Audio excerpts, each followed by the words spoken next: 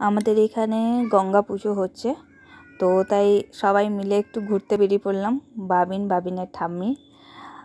তো চলো তোমাদেরকেও দেখাই এখানকার গঙ্গা পুজো কেমন হচ্ছে। ঠাকুরটা এখানে খুব সুন্দর হয়েছে, চলো দেখবো চলো।